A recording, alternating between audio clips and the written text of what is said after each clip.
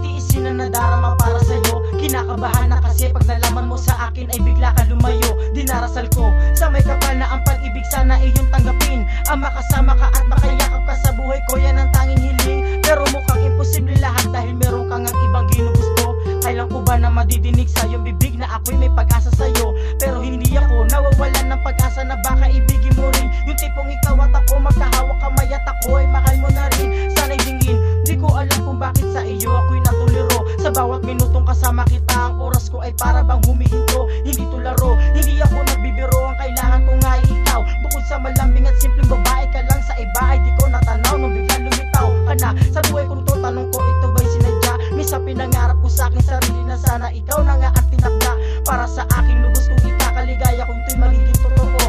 Ikaw lang ang dahilan kung bakit ko nagawa ang awitin na tulad dito.